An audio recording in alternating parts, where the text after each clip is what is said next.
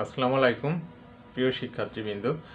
গত পর্বে আমরা আলোচনা করেছিলাম বাংলা ব্যাকরণের দ্বিতীয় অধ্যায়ের প্রথম পরিচ্ছেদ অর্থাৎ বাংলা ধ্বনি আর বর্ণ প্রকরণ নিয়ে। ধ্বনি আর বর্ণের প্রাথমিক আলোচনা আমরা করেছি।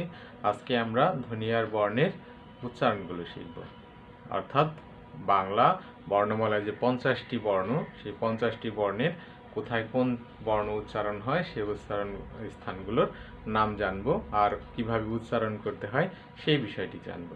সুতরাং আমরা একটা চার্টের মাধ্যমে আমরা সব ধ্বনিগুলোকে আগে একত্রিত করে লিখব, তারপর আমরা উচ্চারণ স্থানগুলো নির্ণয় করব। তাহলে প্রথম আমরা লিখি উচ্চারণ স্থান।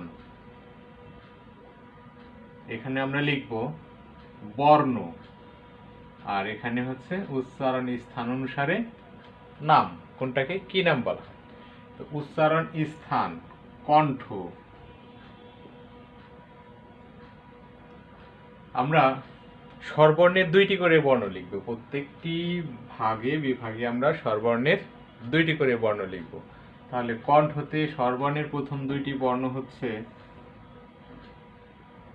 স্বরে অ আর স্বরে আ, আর ব্যঞ্জন বর্ণের ক, খ, গ, ঘ,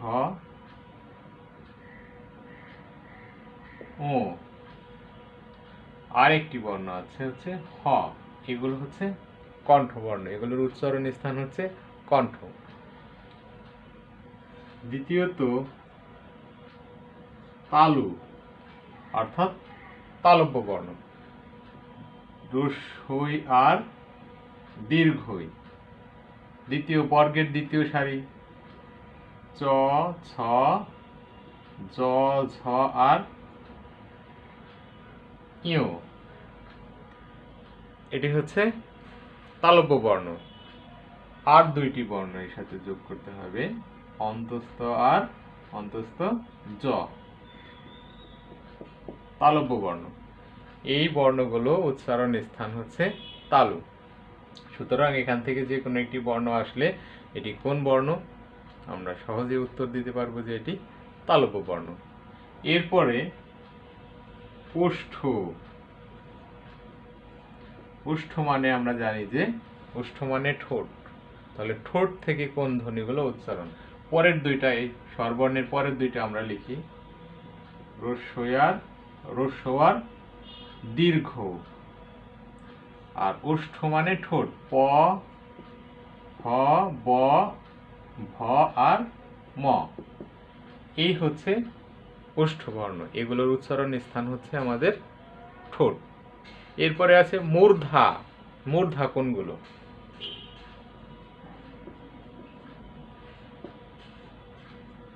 মূর্ধা একটি, এখানে লিখতে হবে আমরা একটি লিখব রি। এরপরে ব্যঞ্জন বর্ণগুলো লিখব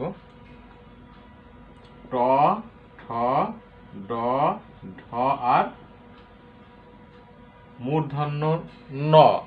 এর সাথে আরো 3টি বর্ণ আছে, ওই 3টি হচ্ছে বয় শূন্য র, ঢয় শূন্য র আর ডয় শূন্য র।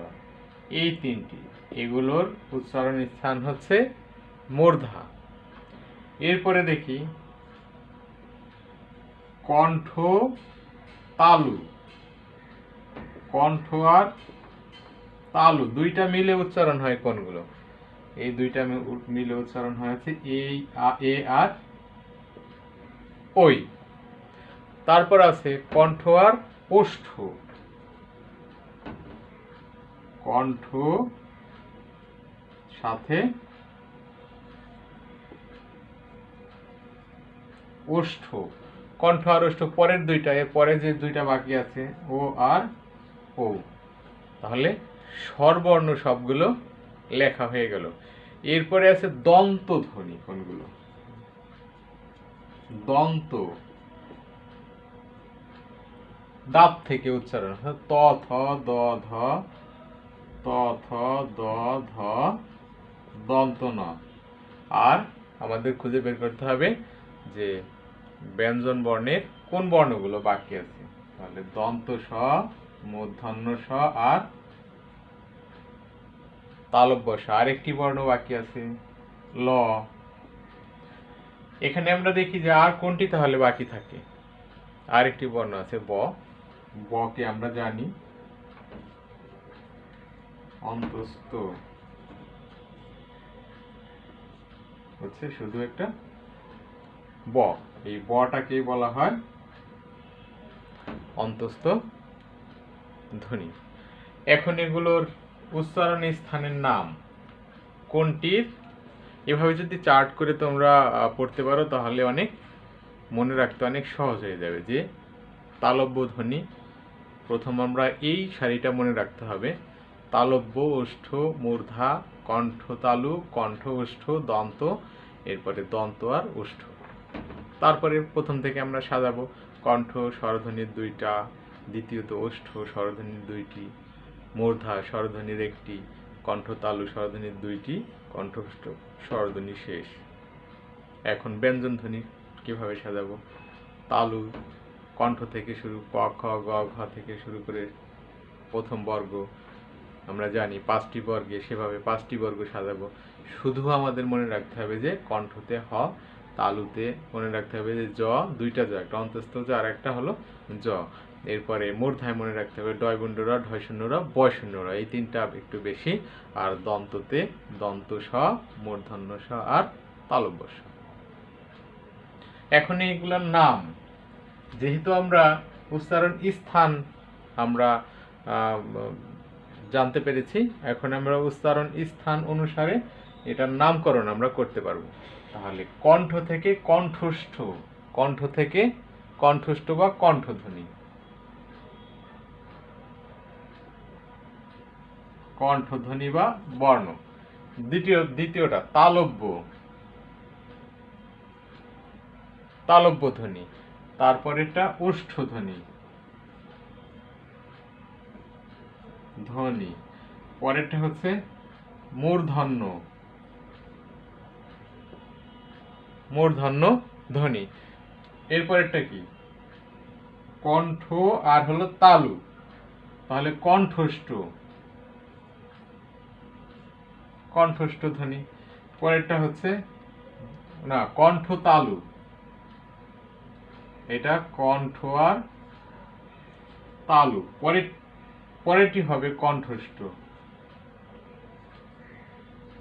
কণ্ঠস্থ। তারপরে দন্তস্থ বা দন্তধ্বনি, দন্তধ্বনি এক। শেষেরটি হচ্ছে অন্তস্থ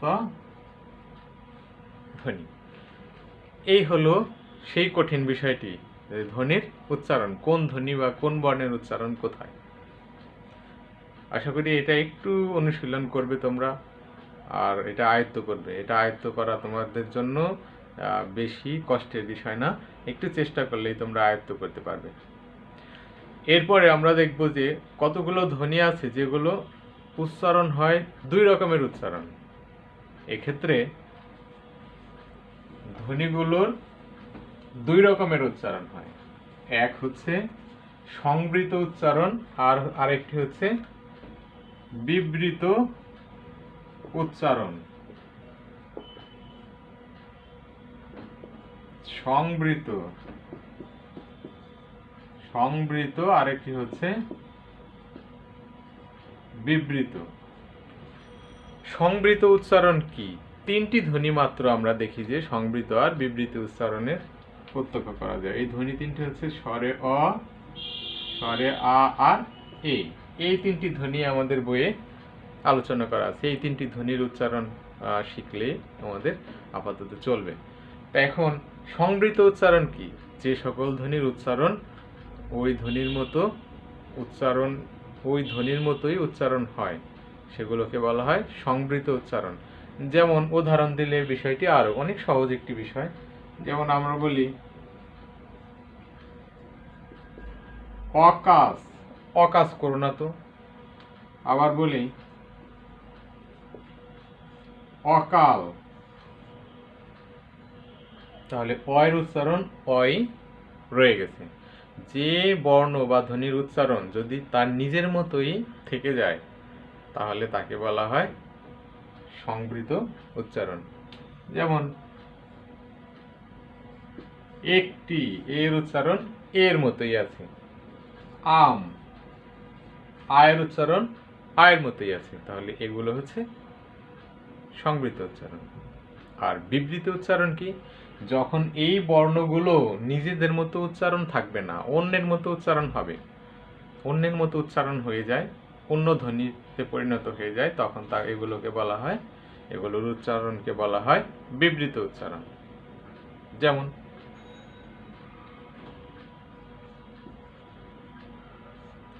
এ ক, এ কিন্তু এখানে উচ্চারণ হয়নি, এখানে হয় কি এক। তাহলে এর উচ্চারণ এ হয়ে গেছে। তেমনি অয়ের ক্ষেত্রে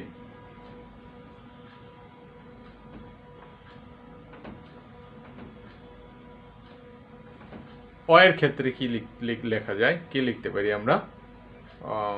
অতীত, মনে পড়ছে, অতীত। এই অয়ের উচ্চারণ কিন্তু এখানে অয়ের মতো হয়নি, ও এর মতো হয়ে গেছে। তাহলে এই যে নিজের উচ্চারণ নিজের মতো বজায় না থাকা, এগুলোকে বলা হয় বিবৃত উচ্চারণ।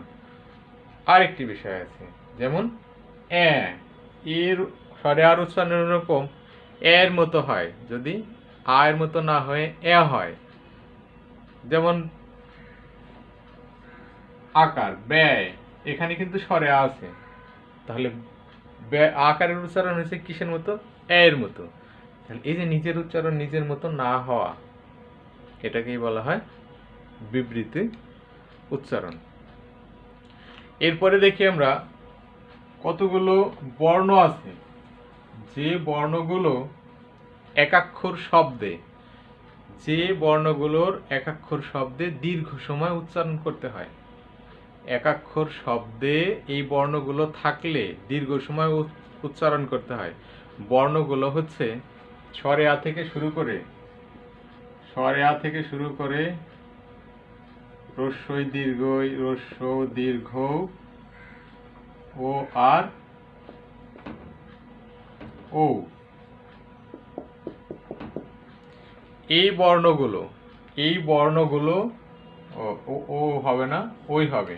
এই বর্ণগুলো সাধারণত যখন উচ্চারণ করা হয় একাক্ষর শব্দে, তখন টেনে উচ্চারণ করা হয়, দীর্ঘ সময় উচ্চারণ করা হয়। যেমন আকার দিয়ে যা, জ আকারে যা, টেনে উচ্চারণ। রস্বীকার দিয়ে বিষ, বীজ, টেনে উচ্চারণ। দীর্ঘিকার দিয়ে দিন, দিন, টেনে উচ্চারণ করা। রস্যকার ভূত, ভূ, টেনে উচ্চারণ।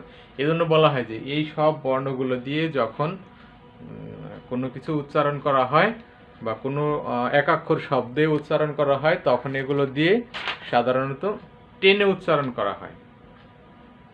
এই বর্ণগুলো মনে রাখতে হবে, একাক্ষর শব্দে এগুলোকে টেনে দীর্ঘ সময় ব্যাপী উচ্চারণ করতে হয়। এখন একটা বিষয়, এখানে একটা লক্ষণীয় বিষয় আছে, তাহলে অক্ষর কি? অক্ষর তো আমাদের জানতে হবে। অক্ষর হচ্ছে কথার টুকরো অংশ। তোমরা হয়তো অনেকেই জানো না, তোমরা জানো অক্ষর বলতে স্বরে ক, খ, এগুলো বর্ণ না, এগুলো বর্ণ। অক্ষর হচ্ছে কথার টুকরো অংশ, অর্থাৎ একটা শব্দ বা পদের কথাই তুমি ভাবো, একটা শব্দের যতটুকু অংশ একবার উচ্চারণ করা যায়। যেমন একটা উদাহরণ দিলে তোমরা অক্ষরটি আরো সহজে জানতে পারবে। আমরা, তোমাদের যদি বলা হয় এখানে কয়টি অক্ষর আছে, সহজেই গুণে বলে দিবে 1 2 3, কিন্তু না, এখানে কিন্তু অক্ষর আছে দুইটি। এক হচ্ছে আম, আর দ্বিতীয় হলো রা, আমরা। অর্থাৎ এই শব্দের আমটা একবার উচ্চারণ হয়েছে, রাটা দ্বিতীয়বার উচ্চারণ হয়েছে। সুতরাং এখানে দুইটি অক্ষর, মনে রাখা চাই। আবার কেউ প্রশ্ন করলে যেন এটা ভুল না হয়। নেক্সট, পরবর্তীতে আমরা দেখি যে পরবর্তী আলোচনায় আমাদের সর্বশেষ আলোচনা এটাই, এই ধ্বনি আর বর্ণ বর্ণ থেকে, এটা হচ্ছে যুক্ত বর্ণ। যুক্ত বর্ণ কি? একাধিক বর্ণ যখন একত্রিত হয়ে একটি বর্ণে পরিণত হয় তখন তাকে বলা হয় যুক্ত বর্ণ। যেমন ক যোগ মূর্ধন্য স, এই দুইটি মিলে হয়েছে, এই যে একাধিক বর্ণ মিলে যখন একটি বর্ণে পরিণত হয় তাকে বলা হয় যুক্ত বর্ণ। যুক্ত বর্ণের আবার শ্রেণী বিভাগ আছে। যুক্ত বর্ণের শ্রেণী বিভাগ আছে, 3টি শ্রেণী বিভাগ, মানে 3 ভাবে সংগঠিত হয়ে থাকে। যুক্ত বর্ণ 3 ভাবে গঠিত হতে পারে। এক হচ্ছে কার সহযোগে, আর হচ্ছে ফলা সহযোগে, আর ব্যঞ্জনের সাথে ব্যঞ্জন বর্ণের সহযোগে। অর্থাৎ কার সহযোগে, স্বরধ্বনির সাথে কার যুক্ত করলে, ব্যঞ্জন ধ্বনির সাথে কার যুক্ত করে দিলে যুক্ত বর্ণ হয়ে যায়। যেমন কার সহযোগে, কার যোগে, কার বলতে স্বরবর্ণ, যেমন কৃষক, এখানে কিন্তু 2টা বর্ণ যুক্ত আছে। তেমনি ঘয় জ ফালা, জ ফালা যুক্ত দিয়ে এটাকে যুক্ত র ফালা, এখানে র ফালা দিতে পারি আমরা। ঘ্রাণ যুক্ত হয়ে 2টা বর্ণ যুক্ত হয়ে একটি যুক্ত বর্ণ গঠন করে। ফলা সহযোগে, যেমন চিহ্ন, ফলা, চিহ্ন, নয় একটি ফলা। আমরা জানি কার চিহ্ন জেনেছি, পূর্বের পাঠে আমরা পড়েছি যে কার চিহ্ন 10টি, ফলা চিহ্ন 6টি। তাহলে ফলা যোগে চিহ্ন,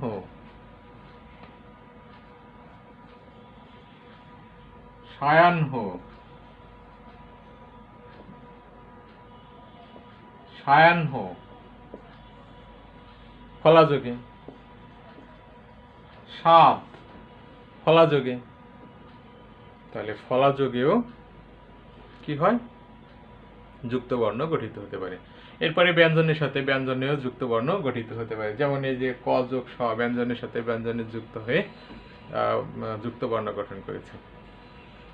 এখন আমাদের এই পাঠ্য বইয়ের অন্তর্ভুক্ত সব ব্যঞ্জন বর্ণগুলো বা যুক্ত বর্ণগুলো সহজ, কিন্তু এর মধ্যে কয়েকটি যুক্ত বর্ণ আছে যে যুক্ত বর্ণগুলো মনে রাখতে আমাদের একটু বেগ পেতে হয়, কিছুটা একই রকম।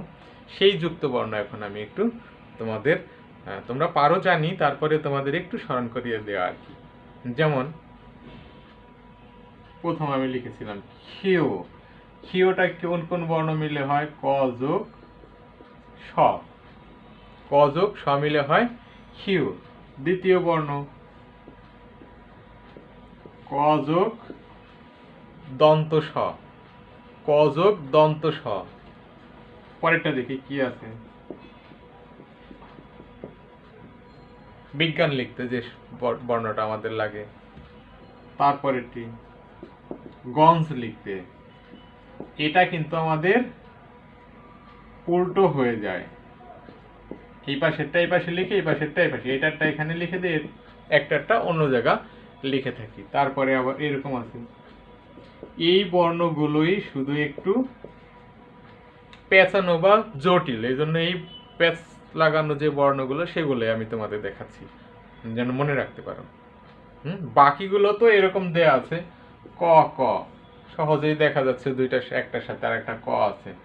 ন ট, নয়ের সাথে ট আছে।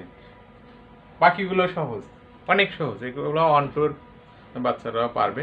কিন্তু তোমাদের জন্য একটু কঠিন যেগুলো মনে হবে, এই কয়েকটা বলতে 14টি অক্ষর মনে রাখতে হবে। যদি পরীক্ষা আসে এখান থেকে একটি যেন ভেঙে লেখা তোমরা সঠিক উত্তর দিতে পারো। যেমন আবার টর নিচে এরকম একটা দাগ দেয়া, তাহলে এই 2টা ট, এর দাগ মানে হচ্ছে আর একটা ট, 2টা ট। নয় টয়ের সাথে এরকম ন, তাহলে এই ন নিয়ে হলো খেলা। ন কি হবে? মূর্ধন্য ন হবে, মূর্ধন্য ন যোগ ট হবে। এরপরে আরো দেখি,